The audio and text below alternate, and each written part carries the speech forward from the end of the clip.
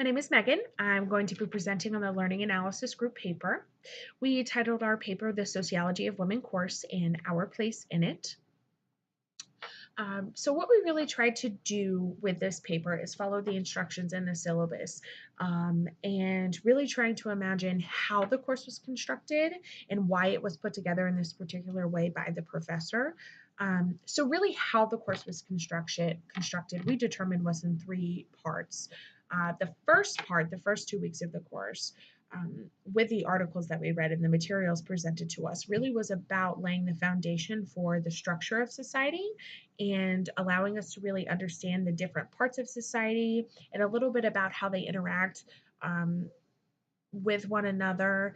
And then we moved into part two, weeks 3 and 4, which talked about gendered institutions and experiences.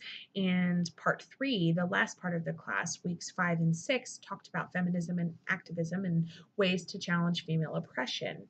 And we believe that the course was constructed in this particular way. First and foremost, so that we could understand the structure of society, why and how it's set up the way that it is, and then how the structure really affects certain individuals in society.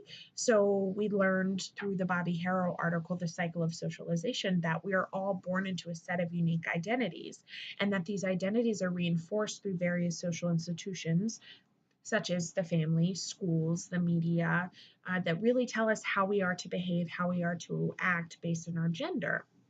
And the Leslie Feinberg article on transgender liberation really attested to this fact that gender was a construction by talking about the fact that gender was a construction, and not sexual anatomy. Gender and sex are two very different concepts. So this first part of the course introduced us maybe to some new vocabulary for some people, but also laid down the foundation for us to understand the structure of society so we could later talk about the function of society intellectually.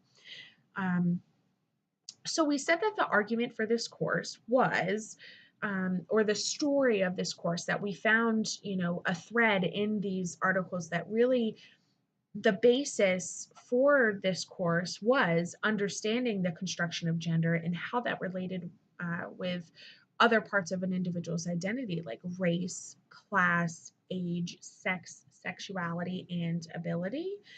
And really, all of these articles, the first part of the course talked to us about gender, but the rest of these articles, which were the elements of the story, really, reinforced the idea that gender was a construction and that, all of these different various parts of an individual's identity really put people in a specific social location. And then we talked about our place in the story, how we're part of the story, and what effects we had on the course. We offered a form of a critique here. So Julia Beers talked about the Donna Langston article, one of my group mates, Julia Beers, about the Donna Langston article. And she talked about how class, reading about this, class system in the United States, how that really was connected to her life, being born in a working class family and then moving to a more affluent community, and realizing that she had learned these lower class values that really dictated her culture, and this culture of hers really didn't change as she moved throughout these various classes. And we also talked about how this course, being an online course, was extremely convenient, and that that was a benefit in and of itself, but that it did have some a little shortcomings. It was very difficult to communicate at times, especially having so many people in our group, and I think sometimes, especially with this paper, we had wished we had a little more face-to-face interaction. We offered and suggested that maybe this course be more beneficial if there was some face-to-face instruction, whether it be a hybrid course or a full face-to-face course. But that we did appreciate having these variety of different readings. Again, it allowed us to follow this thread through the story of the course.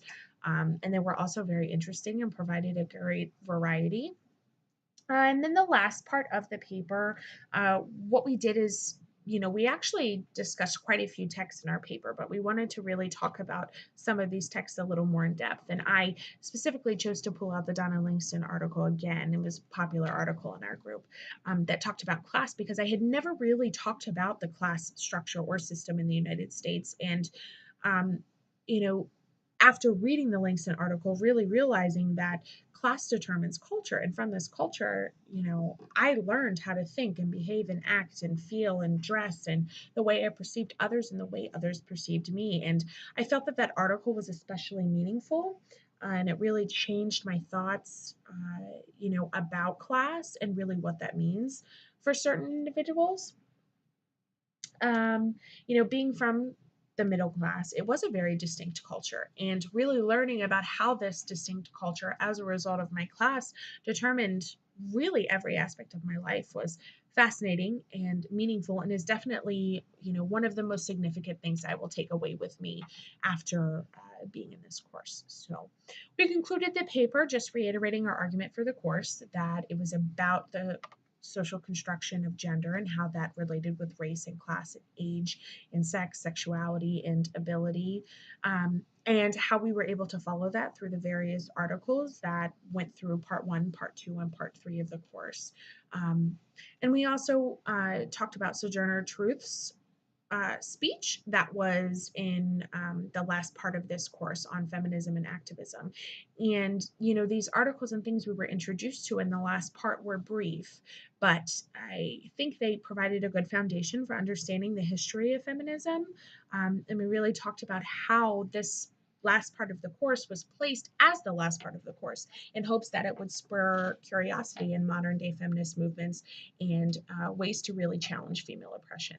So the design of this course we felt was really deliberate, with part one being about structure, the second part being about function and how it interrelates with different portions of identity, and the last part being about activism and feminism, in hopes that after we leave this course, we go on to really make some meaningful change. So that's all for the learning analysis presentation, and thank you so much.